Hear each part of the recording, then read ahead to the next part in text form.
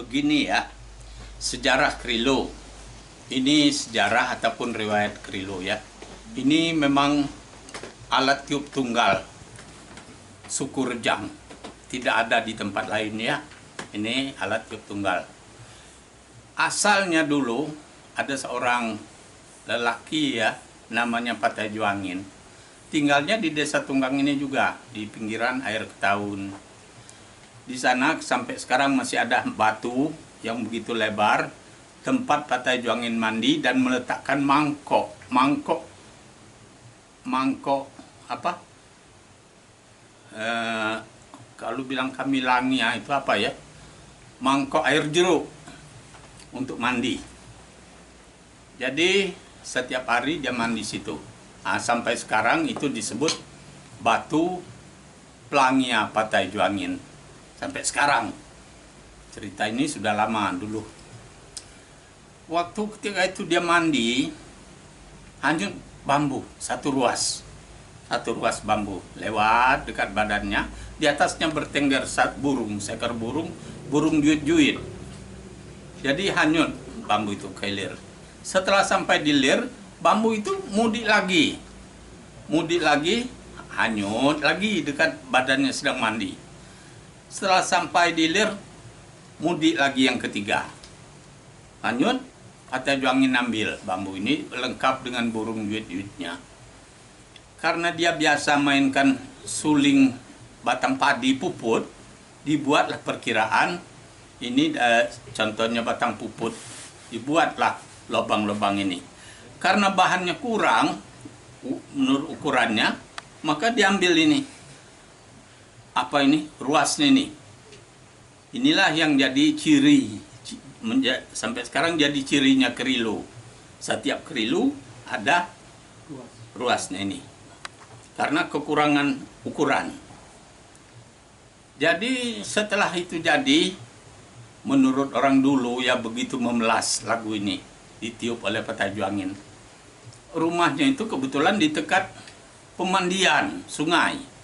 Jadi ibu-ibu pergi ke sungai, ada yang tinggal pakaiannya mendengar lagu Krilo, ada yang tinggal anak di rakit di pinggir sungai, ada yang membuang beras, maunya dicuci beras ini, tahu-tahu ditumpahkan ke sungai. Begitulah kejadiannya sampai akhirnya ayahnya agak marah ayahnya. Ya, setelah melihat anaknya begini dan ibu-ibu banyak yang ya salah. Jadi berbuat salah, seolah-olah anaknya itu berbuat kesalahan.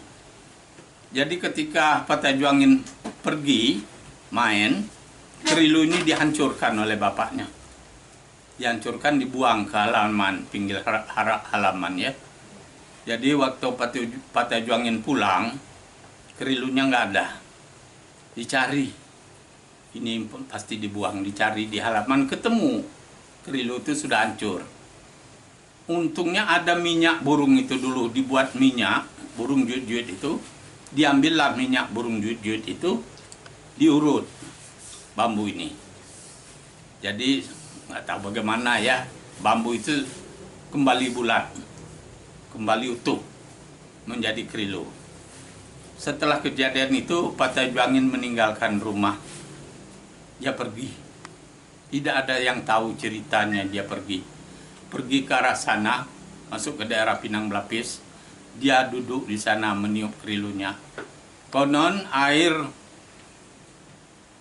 apa itu Ketenong itu dulunya deras alirannya itu. Jadi setelah Patai Juangin mampir di situ meniup Krilonya, air itu terhambat alirannya, menjadi agak tenang. Jadi orang bilang itu Tenong. Orang Rejang bilang, itulah nama air yang ada di Pinang Belapis itu Tenong. Setelah itu orang tidak mendengar lagi cerita Patai Juangin. Di mana dia. Akhir-akhir belakangan ini ada tempat. Kalau bilang orang sini tepat, bilang orang Rejang itu. Tepat Patai Juangin. Di dekat air Picung. Nah di sanalah mungkin akhir dari Patai Juangin itu tadi. Nah, selamanya dulunya tinggal di daerah Tunggang ini ya, Patai Juangin. namanya. Nah, demikian riwayat Kerilo ini. Izin tuh, perkiraan tahun, tahu gak? Perkiraan tahun. Ya, cerita ini memang dari dulu-dulu nggak pernah diceritakan. Cuman bekas peninggalan, kuburan apa ada di tempat itu, kuburan orang dulu, bekas tumpukan batu. Cuman kalau tahun semua budaya Rejang lah, boleh dikatakan nggak ada catatan tahun. Oke, kalau ada pertanyaan boleh. Boleh lah. Untuk menguatkan maksudnya silakan. Nggak suruh Datuk tiupkan itu. Belum lagi masa baju adat tuh.